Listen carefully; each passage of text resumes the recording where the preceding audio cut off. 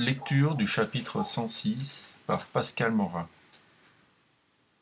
qui traite de choses relatives à cette histoire et non à nulle autre.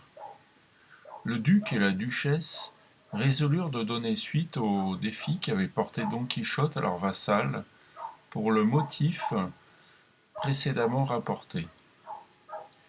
Et comme le jeune homme était en Flandre, où il s'était enfui plutôt que d'avoir Donia Rodriguez pour belle-mère, ils imaginèrent de mettre à sa place un laquais gascon appelé Tosilos, en l'instruisant bien à l'avance de tout ce qu'il aurait à faire. Au bout de 2 jours, le duc dit à Don Quichotte que dans 4 jours, son adversaire viendrait se présenter en champ clos, armé de toutes pièces, et soutenir que la demoiselle mentait par la moitié de sa barbe entière, si elle persistait à prétendre qu'il lui donnait parole de mariage. Don Quichotte reçut ces nouvelles avec un plaisir infini.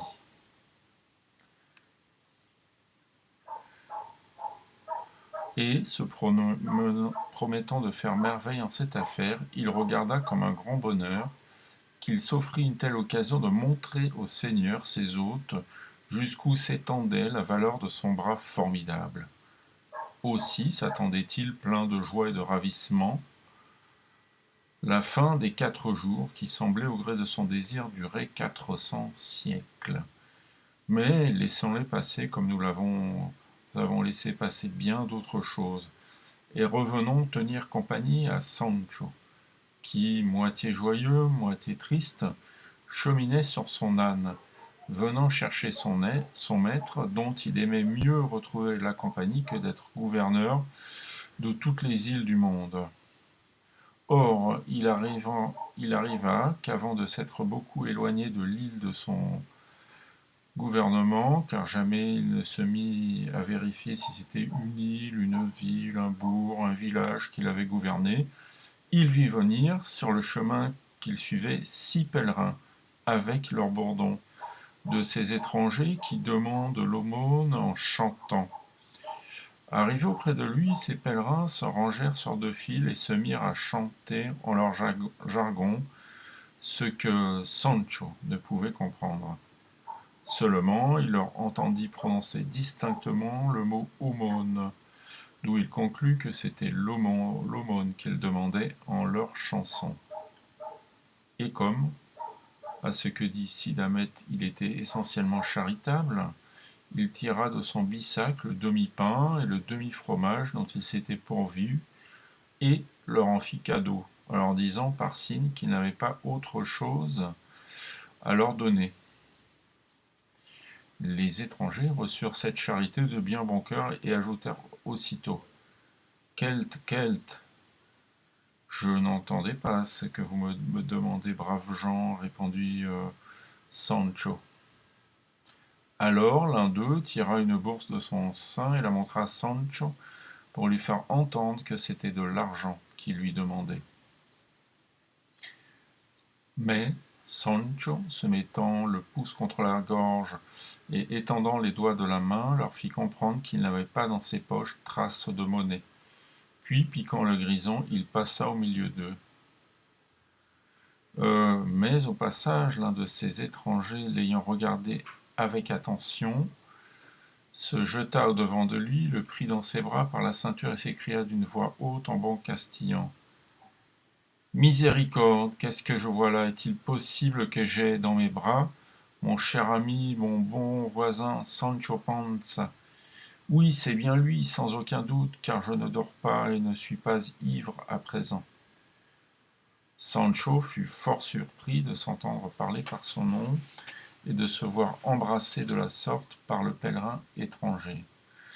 Il le regarda longtemps, sans dire un mot, et fort attentivement, mais ne put venir à bout de le reconnaître.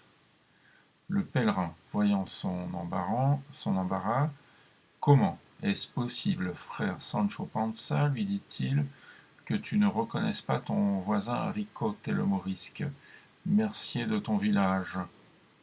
Alors, Sancho, l'examinant avec plus d'attention, commença à retrouver ses traits. Finalement, vint à le reconnaître Tout à fait.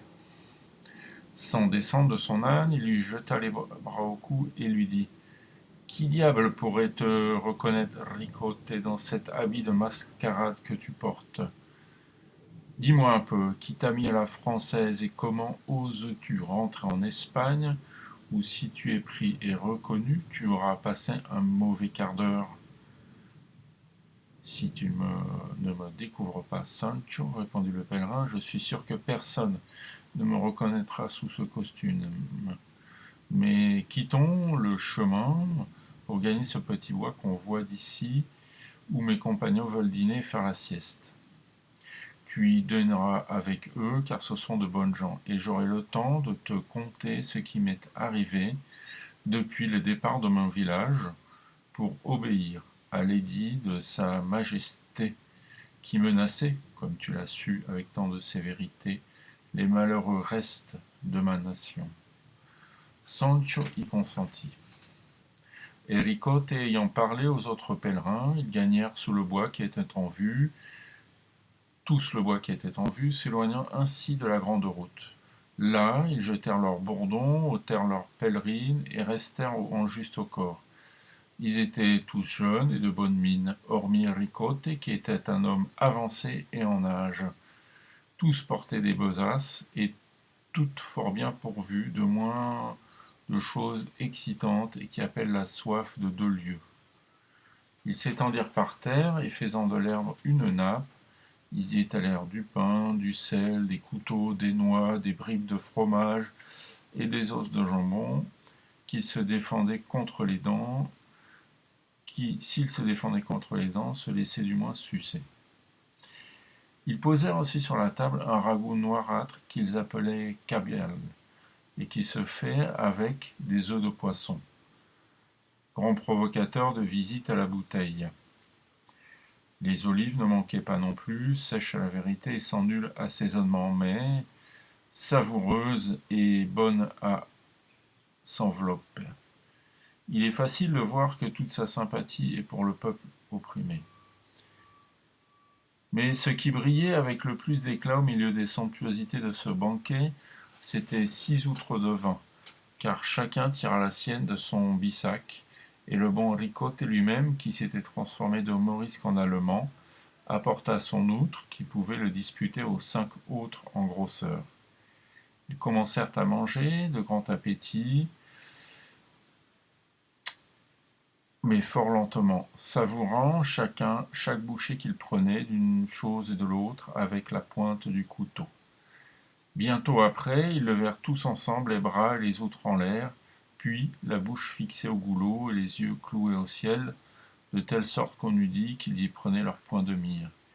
Et secouant la tête de côté et d'autre, comme pour indiquer le plaisir qu'ils prenaient à cette besogne, ils restèrent un bon espace de temps, à transvaser les entrailles des peaux de bouc dans leur estomac.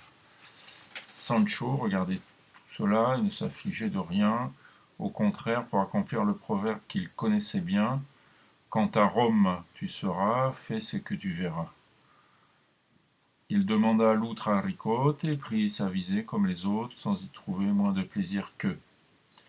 4 fois les outres se laissèrent caresser, mais la 5e ce ne fut pas possible, car elles étaient plus plates et plus sèches que du jonc, chose qui fit faire la moue à la gaieté qu'ils avaient jusque-là montrée. De temps en temps, quelqu'un jouait sa main droite avec celle de Sancho, et disait Espagnoli tudeschi tutto un bon compagne. Et Sancho répondait Bonne compagne, giuradi. Puis il partait d'un éclat de rire qui lui durait 1 heure, sans rien se rappeler, alors que ce qui lui était arrivé dans son gouvernement,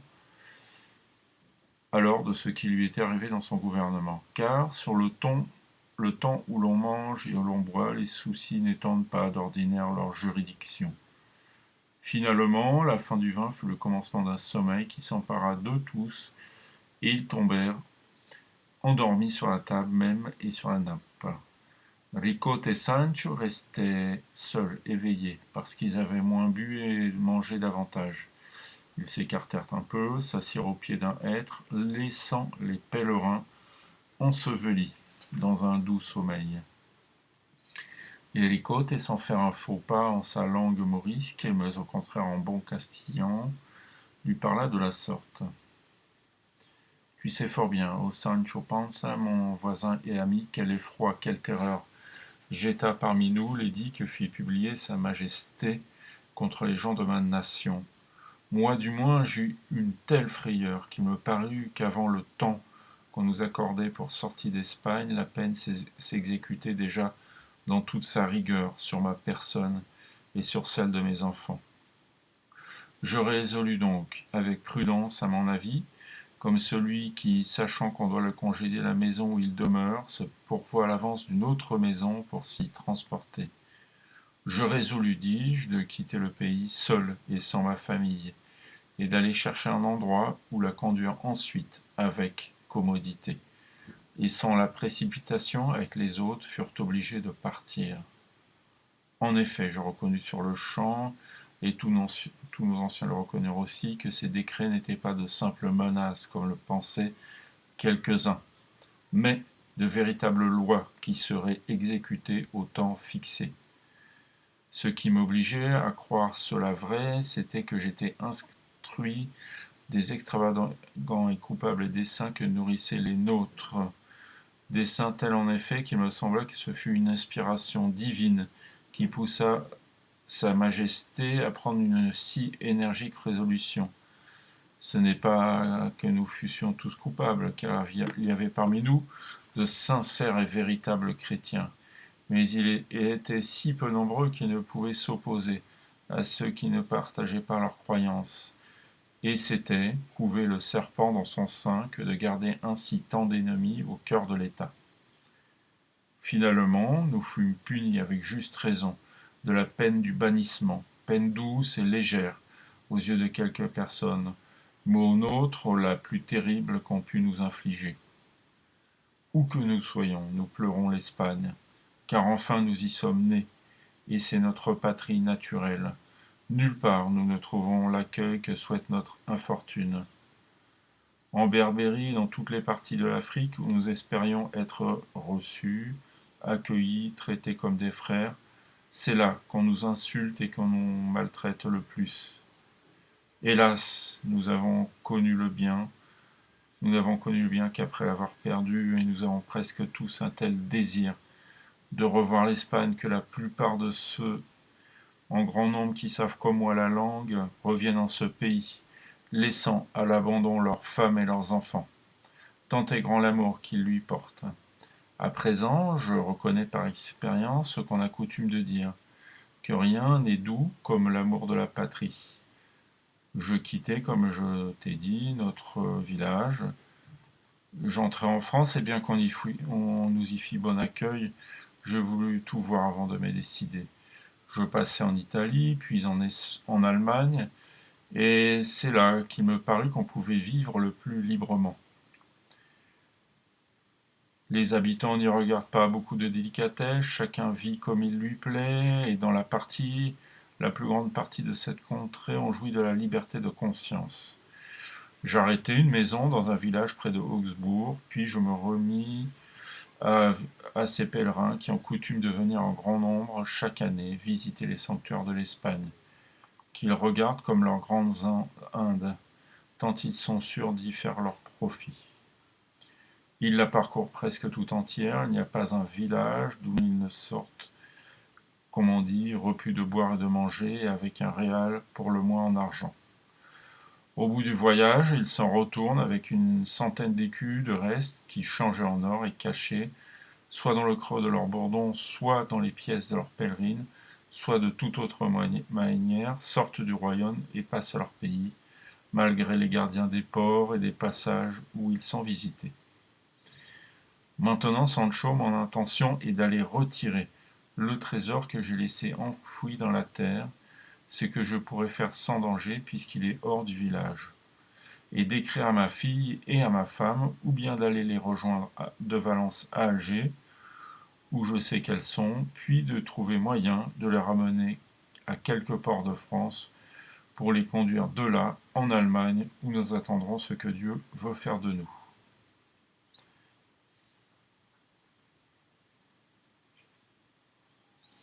Car enfin, Sancho, j'ai la certitude que Ricota, ma fille, et Francisca Ricota, ma femme, sont chrétiennes catholiques.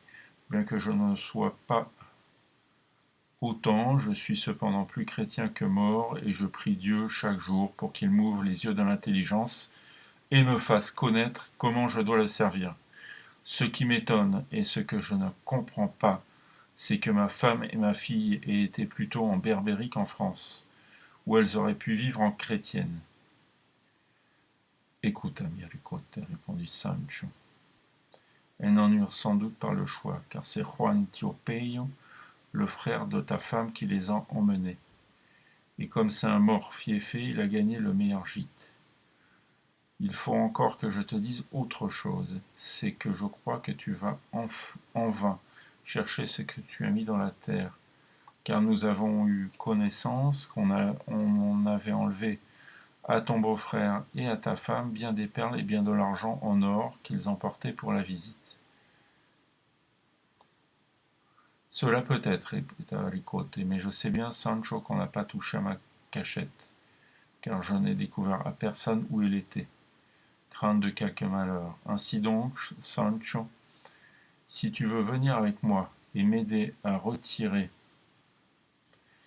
mon trésor, je te donnerai 200 écus, avec lesquels tu pourras subvenir à tes besoins, car tu sais que je n'ignore pas que tu en as de plus d'un genre. Je le ferai volontiers, répondit Sancho, mais je ne suis nullement avaricieux. Autrement, je n'aurais pas, ce matin même, laissé échapper de mes mains une place où j'aurais pu garnir d'or les murailles de ma maison, et manger avant 6 mois dans des plats d'argent. Pour cette raison, et parce qu'il semble que je ferai une trahison contre mon roi, en favorisant ses ennemis, je n'irai pas avec toi. Quand même, au lieu de me promettre 200 écus, tu m'en donnerais 400 ici, argent comptant. Et quelle est cette place que tu as laissée, Sancho demanda Ricote. J'ai laissé la place de gouverneur du Nil, répondit Sancho. Et tel qu'en bonne foi de Dieu, on n'en trouverait pas une autre comme celle-là à 3 lieues à la ronde. Mais où est cette île demanda Ricote. Où répliqua Sancho. À 2 lieues d'ici. Elle s'appelle île Barataria. Tais-toi, Sancho, reprit Ricote. Les îles sont là-bas dans la mer, il n'y a point d'île en terre ferme. Comment non, reprit Sancho. Je te dis, ami Ricote, que je suis parti ce matin et qu'hier j'y gouvernais tout à mon aise comme un sagittaire. Mais cependant je l'ai laissé parce que j'ai trouvé que c'était un office périlleux que celui de gouverneur. Et qu'as-tu gagné dans ce gouvernement demanda Ricote. J'ai gagné, répondit Sancho, d'avoir connu que je n'étais pas bon pour gouverner. Si ce n'est pas une bergerie et que les richesses qu'on gagne dans ces gouvernements se gagnent aux dépens du repos, du sommeil, même de la subsistance, car dans les îles, les gouvernements doivent manger peu, surtout s'ils ont des médecins chargés de veiller à leur santé. Je ne te comprends pas, Sancho, dit Ricote, mais il semble que tout ce que tu dis est pure extravagance. Que diable t'aurait donné ces îles à gouverner? Est-ce qu'il n'y a pas dans le monde des hommes plus habiles que toi pour en faire des gouverneurs? Tais-toi, Sancho, et reprends ton bon sens. Et vois, si tu veux venir avec moi, comme je t'ai dit, pour m'aider à emporter le trésor que j'ai enfoui, et qui est si gros en vérité qu'on peut bien l'appeler un trésor. Je te donnerai, je te le répète, de quoi vivre le reste de tes jours. Je t'ai déjà dit, Ricote, que je ne veux pas, répliqua Sancho. Contente-toi que je ne te découvre point, continue ton chemin, la garde de Dieu, et laisse-moi suivre le mien, car je sais le proverbe, ce qui est bien acquis se perd, et ce qui est mal acquis se perd, et son maître aussi. Je ne veux pas insister, Sancho, reprit Ricote, mais dis-moi, étais-tu au pays quand ma femme, ma fille et mon beau-frère l'ont quitté? Oui, j'y étais, répondit Sancho, et je puis te dire qu'à son départ, ta fille était si belle que tous les gens du village sont sortis pour la voir passer. et tous disaient que c'était la plus belle créature du monde. Elle s'en allait pleurant et embrassant ses amis, ses connaissances, tous ceux qui venaient la voir, et les prier de la recommander à Dieu et à Notre-Dame, sa Sainte Mère. Et c'était d'une façon si touchante qu'elle m'en a fait pleurer, moi qui ne suis guère pleureur d'habitude. Par ma foi, bien des gens eurent le désir de la cacher ou d'aller l'enlever sur la grande route, mais la crainte de désobéir à l'édit du roi les retint. Celui qui se montra le plus passionné, ce fut Don Pedro Gregorio, ce jeune héritier de Majora si riche que tu connais si bien, et qui en était, dit-on, très amoureux. Le fait est que depuis qu'elle est partie, on ne l'a plus revue dans le pays, et nous pensons qu'il s'est mis à sa poursuite pour l'enlever. Mais jusqu'à présent, on n'a pas su grand-chose. J'avais toujours eu le soupçon d'Iricote que ce gentilhomme aimait ma fille, mais plein de confiance en la vertu de Maricotta, je ne m'étais jamais embarrassé qu'il en fût épris. Car tu auras ouï dire, Sancho, que bien rarement les femmes morisques se sont mêlées par amour avec les vieux chrétiens. Et ma fille, qui, à ce que je crois, mettait plus de zèle à être chrétienne qu'amoureuse, ne se sera pas beaucoup souciée des poursuites de ce gentilhomme à Majora. Dieu le veuille, répliqua Sancho, car cela n'irait ni à l'un ni à l'autre. Mais laisse-moi partir, Ricote, mon ami, je veux rejoindre ce soir mon maître Don Quichotte. Que Dieu t'accompagne, frère Sancho. Voici déjà que mes compagnons se frottent les yeux, et il est temps de poursuivre notre chemin. Aussitôt, ils s'embrassèrent tous deux tendrement. Sancho monta sur son âne, Ricote empoigna son bordon, et ils se séparèrent.